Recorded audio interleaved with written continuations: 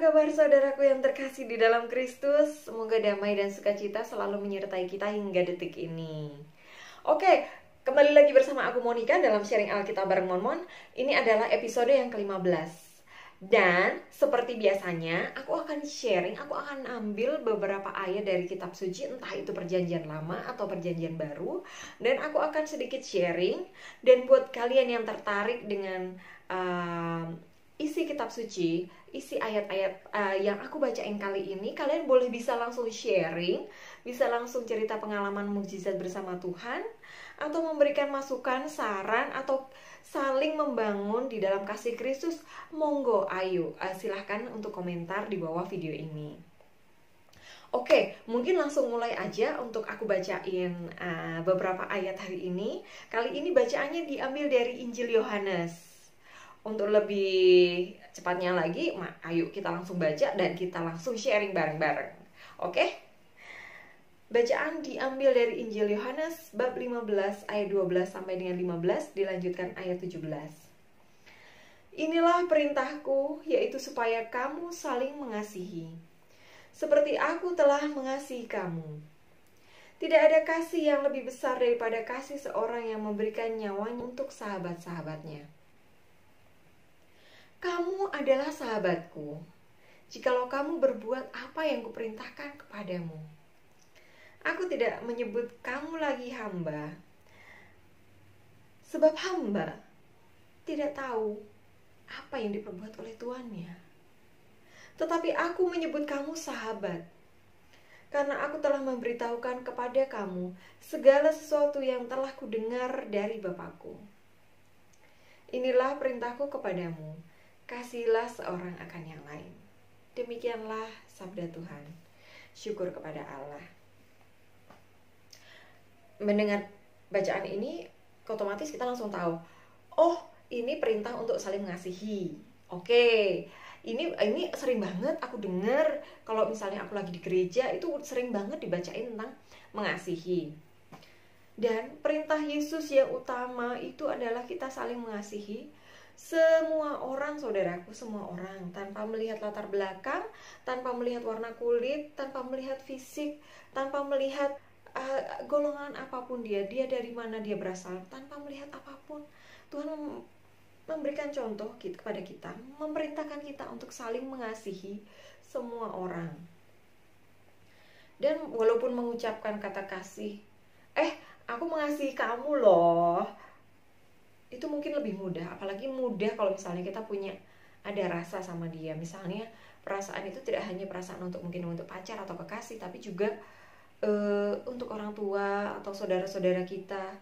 Kita mungkin akan lebih mudah bilang, aku mengasihi kamu loh, I love you, gitu kan, gampang banget gitu ngomongnya. Tapi saat kita dihadapkan pada orang-orang yang mungkin posisinya itu bertolak belakang sama kita, yang kontra sama kita, yang membenci kita, yang memfitnah kita, yang menciderai kita, yang menjelek-jelekkan kita, yang mencemooh kita, yang melukai kita, bisakah kita tetap mengasihi mereka? Itu pertanyaannya.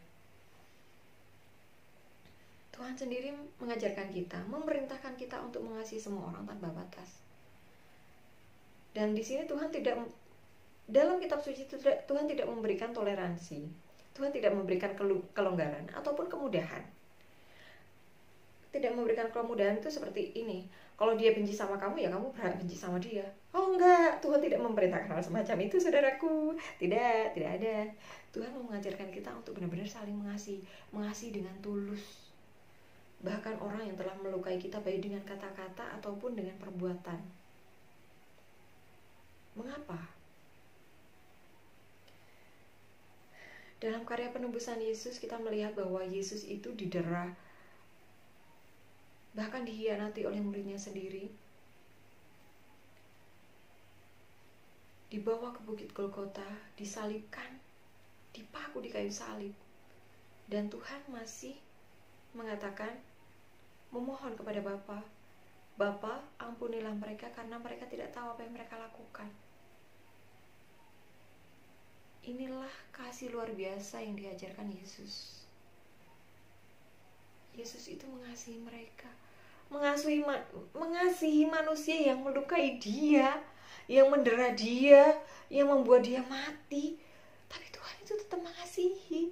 Bahkan dia itu mengasihi semua orang yang telah berbuat dosa dengan mengorbankan dirinya. Saudaraku, ini benar-benar kasih yang luar biasa dahsyat. Mungkin ada pikiran yang kita bilang gini, aku kan bukan Tuhan, ya wajar dong kalau aku benci sama orang yang udah ngata-ngatain aku. Ya wajar dong kalau aku marah-marah sama dia, bentak-bentak sama dia, aku emosi sama dia karena dia udah marahin aku. Padahal aku gak salah apa-apa. Mungkin ada yang berpikir seperti itu. Mungkin. Tapi Tuhan tidak mengajarkan seperti itu, saudaraku. Tuhan mengajarkan kita mengasihi mereka, apapun yang mereka lakukan. Meskipun kita dihina, dijelek-jelekan, difitnah, dilukai secara fisik, entah itu di sekolah, dibully, di kampus, dijelek-jelekan, di lingkungan kerja, difitnah sampai turun jabatan, atau bahkan di dalam rumah tangga mendapatkan kekerasan dari pasangan. Tuhan mengajarkan kita untuk tetap mengasihi. Karena terkadang iman kita diuji di situ, saudaraku. Tuhan ingin mengetahui seberapa besar kasih kita kepada sesama kita. Meskipun kita tidak diperlakukan dengan baik. Kalau kita mengasihi orang yang telah mengasihi kita, itu wajar. Tapi Tuhan mengajarkan kasih yang jauh lebih besar daripada itu. Kita mengasihi semua lawan kita, kita mengasihi semua musuh kita, kita mengasihi semua orang yang pernah melukai kita. Itu yang Tuhan ajarkan, saudaraku. Dan di sini Tuhan mengungkapkan, tidak ada kasih yang lebih besar daripada kasih seorang yang memberikan nyawa untuk sahabat-sahabatnya. Tuhan telah memberikan nyawanya untuk kita. Dan Tuhan menyebut kita adalah sahabatnya jika kita melakukan apa yang diperintahkan kepada kita. Kita bukan lagi hamba, tapi kita adalah sahabat. Dan Tuhan itu selalu mengatakan apa yang dia dengar dari Bapa kepada kita. Syaratnya cuma satu. Kita menjalankan perintahnya. Kita menjalankan perintah untuk saling mengasihi. Bahkan pada orang yang telah melukai hati kita. Ini tidak mudah, saudaraku, tidak berat. Apalagi kita bertahun-tahun mendapatkan perlakuan yang buruk, entah itu dikata-katai, entah itu dilukai secara fisik oleh banyak orang. Dan kita mengampuni mereka dan kita tetap mengasihi mereka. Itu tidak mudah, saudaraku. Tapi Tuhan menyertai kita. Dan jika kita ingin menjadi sahabatnya, kita pun harus mengikuti perintahnya dia untuk saling mengasihi siapapun, saudaraku. Siapapun. Jadi apapun orang yang lain yang lakukan pada kita, meskipun perlakuan mereka buruk pada kita, kita harus tetap mengasihi mereka. Soal mereka itu tentang hukum karma yang pernah kalian dengar, tentang keajaran yang pernah kalian dengar, itu biarlah menjadi urusan Tuhan, saudaraku. Urusan kita, hidup kita sebagai manusia, sebagai umat ciptaannya. Agar kita menjadi sahabat dia, kita harus mengasihi. Itu kuncinya. Prakteknya gimana? Gini, kalau misalnya ada orang yang pernah melukai kita, baik dengan kata-kata atau perlakuan fisik, kita doakan mereka setiap hari.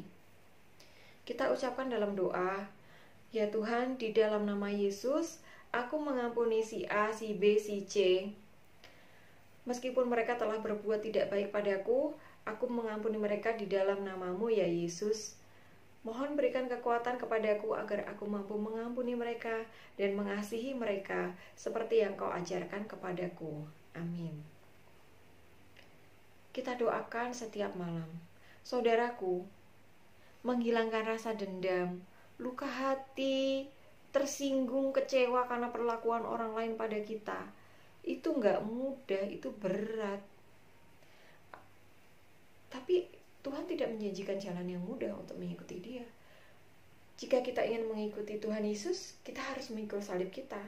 Dan salah satu salib kita adalah kita mengampuni semua orang yang pernah berbuat buruk pada kita. Itu adalah salah satu salib yang harus kita pikul. Tapi saudaraku tidak sendiri. Banyak dari kita yang mengalami hal yang sama. Banyak dari kita yang mungkin nggak persis sama, ceritanya tuh nggak persis sama, tapi serupa. Di dalam kehidupan ini pasti ada yang mengalami, yang pernah dilukai orang lain itu pasti pernah ada. Dan saudaraku tidak sendirian, tapi saudaraku juga harus belajar dari Tuhan kita Yesus Kristus untuk belajar mengampuni. Dan saudaraku, kita tidak sendiri, karena selain ada banyak orang yang mengalami mungkin hal-hal yang serupa seperti kita, ingat bahwa Tuhan Yesus menyertai kita sampai akhir zaman. Dan Dia ingin menjadikan kita sebagai sahabatnya dengan mengasihi. Prakteknya selain mendoakan semua orang yang telah melukai kita, kita harus berbuat baik pada mereka. Karena iman tanpa perbuatan itu adalah mati, sesuatu kosong, sesuatu yang sia-sia. Jadi kita pun harus melakukan perbuatan kasih pada mereka. Jika kita misalnya selama ini dibully sama mereka, entah itu di lingkungan kerja atau di lingkungan sekolah atau di kampus, kita dilukai, ataupun di dalam rumah tangga kita dilukai, kita sebagai sahabat Kristus, mari kita belajar untuk mengungkapkan kasih. Kita melakukan tindakan-tindakan kasih.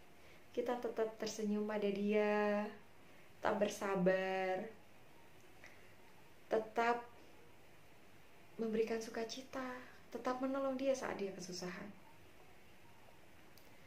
Karena sekali lagi saudaraku, satu hal yang perlu kita pegang adalah semua tindakan orang lain yang berperilaku buruk pada kita, apapun ganjaran yang dia dapatkan, itu bukan urusan kita.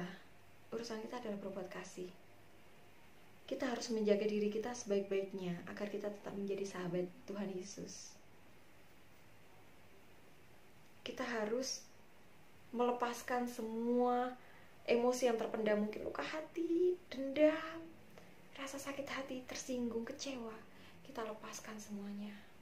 Meskipun orang yang berbuat salah sama kita, orang yang berbuat jahat sama kita, itu gak pernah minta maaf, kita maafkan mereka dulu. Kita ampuni mereka dulu. Kita doakan mereka. Kita tetap berjalan dalam kasih Kristus. Karena apa saudaraku, Tuhan Yesus telah mengangkat kita menjadi sahabatnya jika kita mengikuti perintahnya Dia, yaitu saling mengasihi. Gini loh, Tuhan itu kan menciptakan alam semesta dan segala isinya. Dia maha luar biasa, maha dahsyat, dan kita ini makhluk ciptaannya gitu loh. Tapi Tuhan berkenan menaikkan derajat kita yang hamba itu menjadi sahabat. Kita dianggap setara gitu loh. Walaupun dalam kenyataannya kita memang tidak setara dengan Tuhan, tapi kita dianggap sebagai sahabat Dia. Kuncinya cuma satu, mengasihi. Kuncinya cuma satu, mengasihi. Dan Tuhan ingin kita untuk meladan sikapnya, untuk mengasihi semua orang dengan tulus, dengan kesungguhan hati. Saudaraku, ini tidak mudah, tapi sekali lagi ada banyak di luar sana yang untuk mencoba berjuang untuk bersama Kristus.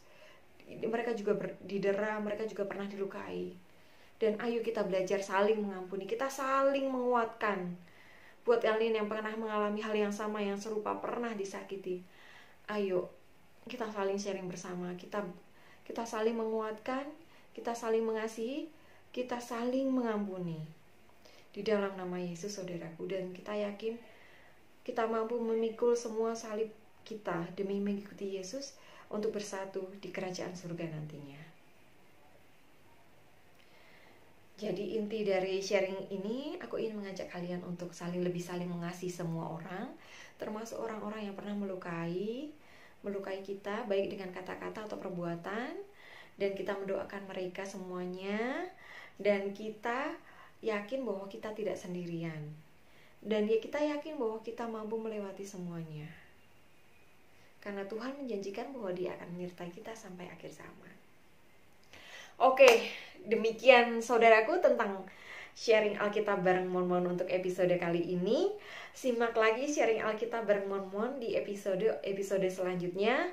Dan semoga sharing hari ini membuat kita lebih semakin lagi untuk mengasihi Tuhan, mengasihi sesama kita.